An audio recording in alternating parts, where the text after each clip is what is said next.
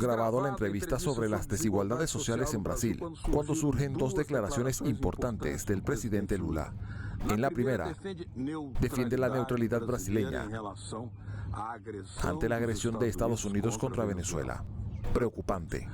En la segunda, durante la reunión virtual de los BRICS, Lula defiende a América Latina y el Caribe como una zona de paz y rechaza la movilización militar de Estados Unidos contra Venezuela. Además, los países de los BRICS apoyan a Venezuela.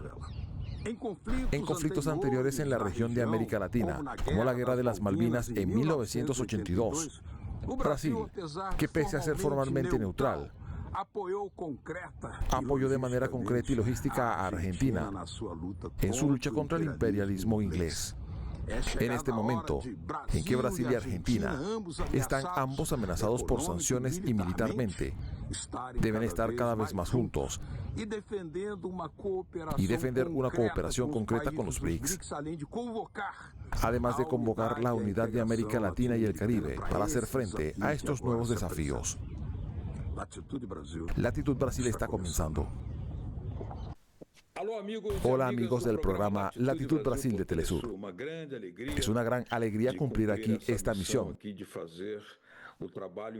de informar sobre la integración de Brasil y de América Latina, para que se comprenda cada vez mejor los enigmas y los desafíos de este gigante del sur, como ustedes lo llaman, Brasil. Y hoy, para hablar de temas centrales, porque a pesar de su inmensa riqueza, Brasil tiene una enorme desigualdad. Es uno de los países más desiguales del mundo. Y vamos a hablar de una propuesta presentada por el Foro Nacional para la Reducción de las Desigualdades Sociales a los miembros del Consejo Monetario Nacional, es decir, al ministro de Hacienda, Fernando Haddad, al ministro de Planificación, Tebet, y también al presidente del Banco Central, Gabriel Galípolo. Y es en este sentido que tenemos hoy aquí con nosotros a un especialista en economía, que es miembro de este Foro Nacional para la Reducción de las Desigualdades Sociales, Julio Mirayaga. Julio ya fue presidente del Consejo Nacional de Economía, presidente de Codeplan, la compañía estadual de planificación, aquí en el Distrito Federal. Y sigue escribiendo, actuando políticamente de forma muy decisiva para la transformación social. Muchas gracias, Julio. Buenas tardes. No hay de qué. ¿Cuál es la idea de enviar esta carta a los miembros del Consejo Monetario Nacional? Bien, buenas noches, Beto. Buenas noches a los usuarios de Telesur. Es un gran placer estar aquí también. El objetivo de entregar esta carta es denunciar. De hecho, el objetivo es denunciar un montaje importante aquí en Brasil, que es un objetivo de inflación fijado en un 3% anual absolutamente irreal. Pocos países, incluso desarrollados, consiguen fijar una meta tan baja, cumplir una meta tan baja, y al no cumplirlo, da al mercado financiero el pretexto que necesita para presionar por un aumento del tipo de interés, la famosa Selic, que aquí en Brasil está en el 15%, el más alto desde hace 12 años. Esto da una tasa real, con una inflación del 5,2%, una tasa real de casi el 10%, como ninguna otra en el mundo. Hace poco tiempo, Turquía estaba por delante de Brasil, y ahora Brasil ha superado a Turquía como campeón mundial de tipos de interés.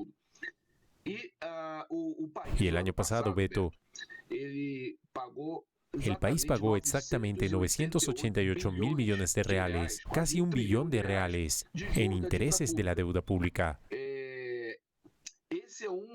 Este es uno de los grandes instrumentos de concentración de renta en Brasil. Se llama rentismo y es apropiado. El 85% de este dinero proviene de grandes inversores. A veces se habla de eso, pero hay cientos de miles de personas que tienen inversiones financieras. ¿Qué son 50.000, 70.000, 30.000? Eso no es nada. Porque hay gente que tiene 1.500 millones, fondos por valor de 3.000 millones. Entonces eso es pinto. Es un instrumento para la concentración de renta en Brasil, gasto violento de intereses de la deuda pública. Está el otro lado, que también fue discutido en el foro, que es la exención del impuesto sobre la renta de las ganancias distribuidas. IPEA acaba de realizar una encuesta.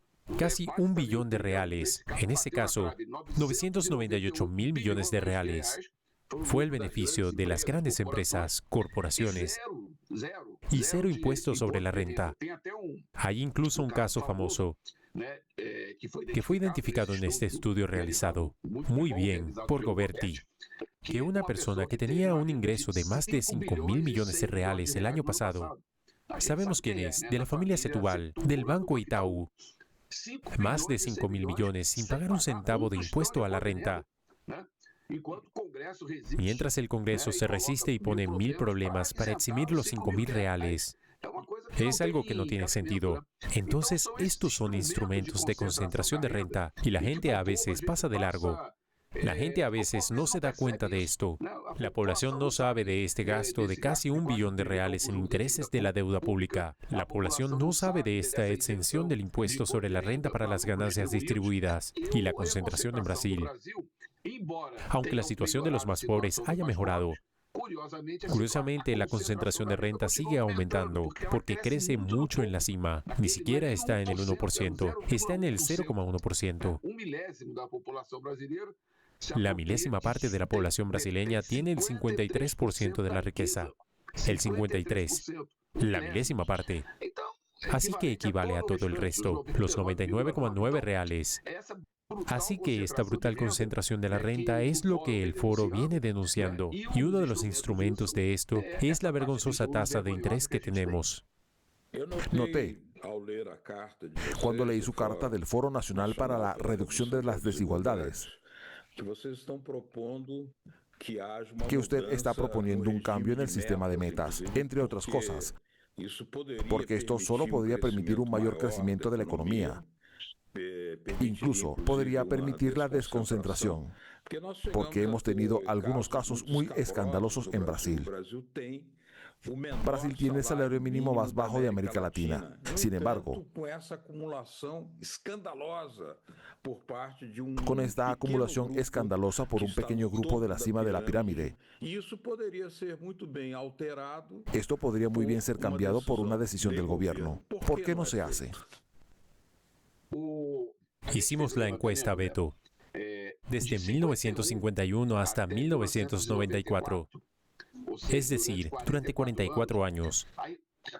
Cuando se hablaba del 5%, 5,2%, inflación fuera de control. Los que tenemos un poco más de edad, o vamos a analizar los datos del pasado. En ninguno de esos 44 años de inflación estuvo por debajo del 9%. En ninguno. O sea,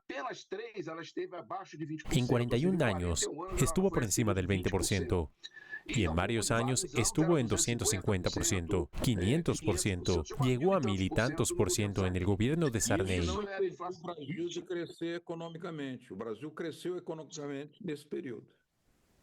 Y creció, en varios de esos años creció, durante el periodo JK, parte del gobierno de Vargas, durante la propia dictadura militar, hubo un crecimiento, incluso con inflación. Pero en esta discusión que están teniendo, como que ahora cerró en 5,22%, como si esto fuera una inflación absolutamente descontrolada, que no tiene ningún procedimiento. Cualquier estudiante de primer semestre de economía sabe que esto no es una inflación descontrolada, pero el mercado financiero está aterrorizando con este tema. Desgraciadamente, los grandes medios de comunicación se hacen eco de este terrorismo. ¿Qué ocurre entonces? Hasta después de 1995, la inflación estaba más controlada, y en particular desde 2005. Desde 2005 hasta 2018, durante 14 años, cuando el objetivo de inflación, de hecho, el objetivo de inflación no debería existir. Pero estamos siendo muy comedidos en nuestras exigencias. Bien. Que sea el objetivo de inflación, pero que no sea el 3%, que no es realista. Volvamos al 4,5%, porque cuando era del 4,5%, en ese periodo de 14 años que va de 2005 a 2018, solo en un año superó el techo objetivo. Fue en 2015, cuando la crisis económica era muy fuerte y alcanzó el 10,6%. Todos los demás años estuvo por debajo del 6,5% y la mayor parte del tiempo entre el 5% y el 5,5%. Así que esta ha sido normalmente la inflación media en Brasil. En este periodo post-real, que hará el Consejo Monetario Nacional a partir de 2019, curiosamente cuando asuma Bolsonaro. Hasta Temer no cambió. Incluso en el gobierno de Temer no se cambió. Se cambió en el gobierno de Bolsonaro.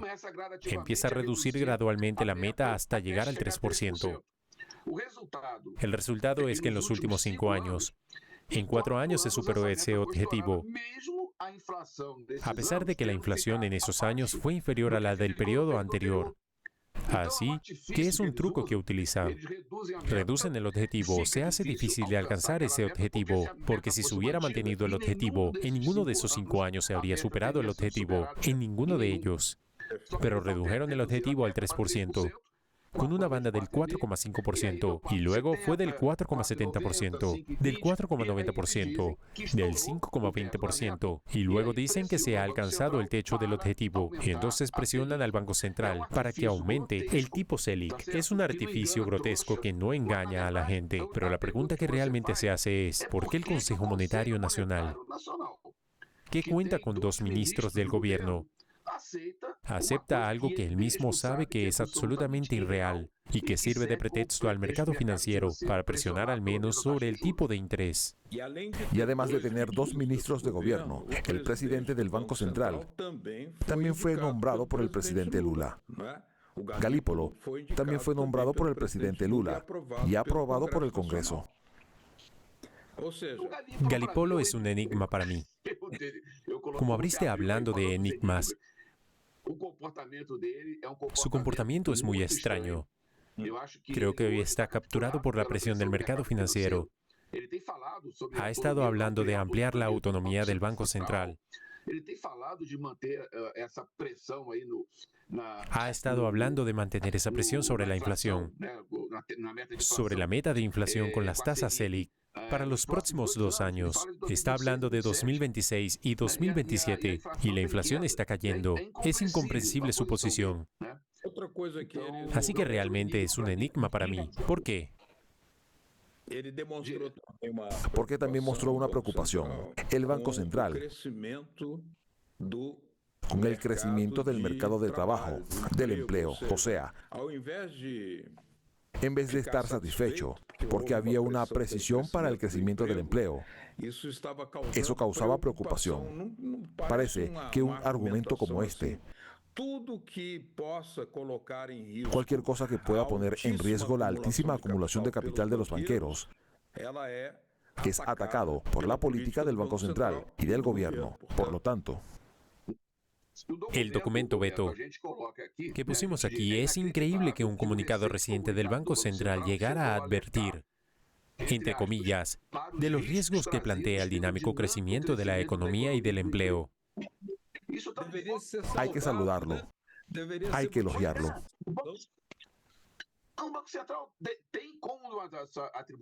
La misión del Banco Central es preservar el nivel de empleo.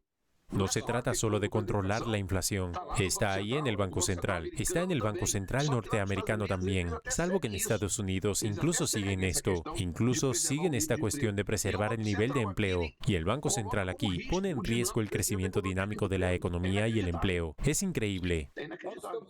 Estamos hoy aquí hablando con el economista Julio Miragaya, que fue presidente del Consejo Económico Nacional, del Consejo Económico Federal y también presidente de Codeplan, la compañía de desarrollo y planificación de la meseta central. Vamos a hacer una breve pausa y volvemos con este documento entregado al Consejo Monetario Nacional para la reducción de las desigualdades sociales en Brasil. Volvemos enseguida. Hasta pronto.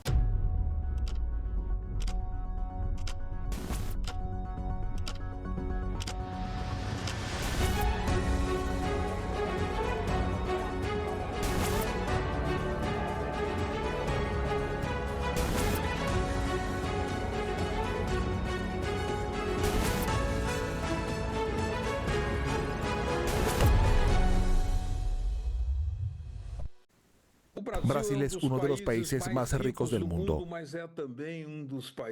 pero también es uno de los más desiguales. Preocupado por ello, el Foro Nacional para la Reducción de las Desigualdades Sociales ha presentado una propuesta al Consejo Monetario Nacional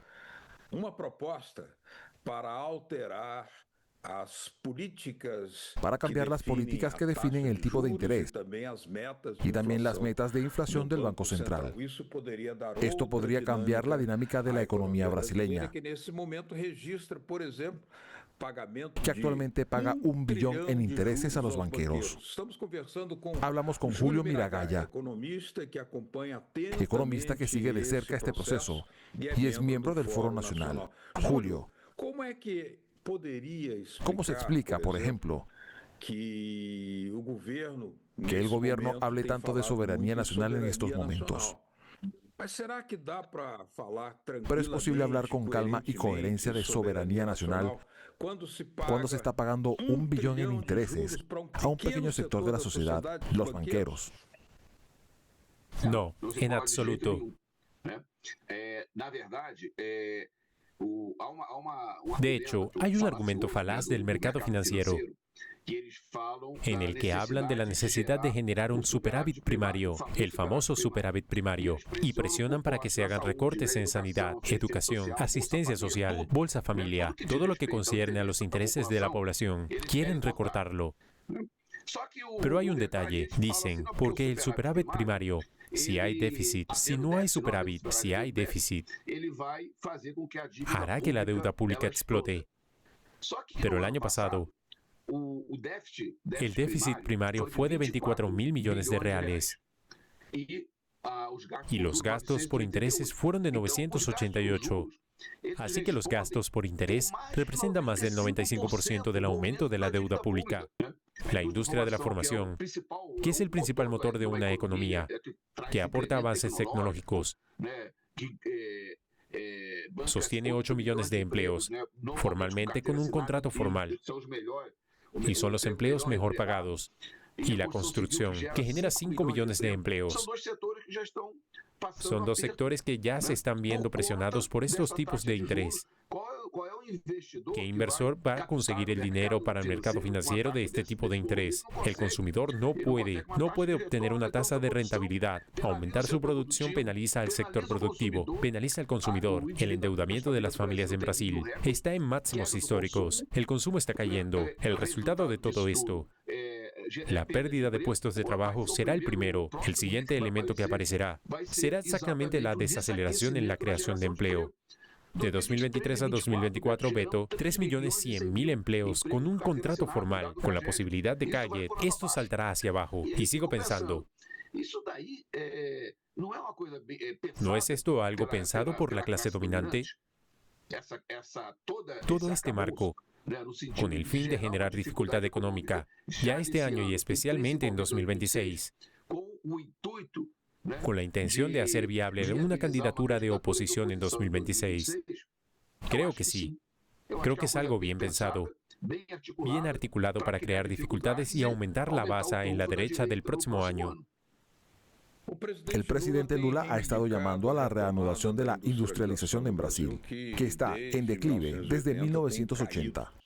Y a pesar de hacer de la reindustrialización una prioridad, esta prioridad choca con una política financiera que inhibe la reindustrialización, porque esta defensa falsa, insostenible, de una inflación muy baja y una tasa de interés muy alta, obviamente pone una camisa de fuerza y no habrá ninguna inversión productiva. Es muy difícil que esto suceda. ¿Cómo salir? ¿Cómo salir?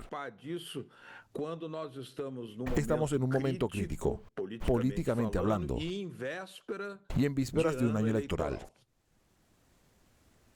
Esa es la pregunta para la que no tengo respuesta.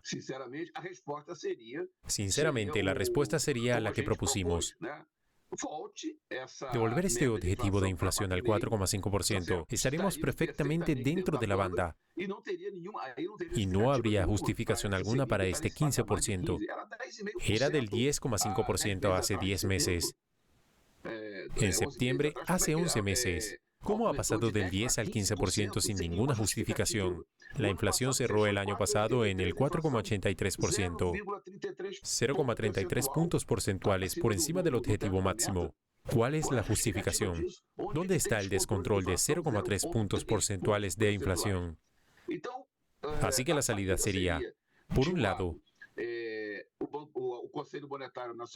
que el Consejo Monetario Nacional hiciera este ajuste de objetivo.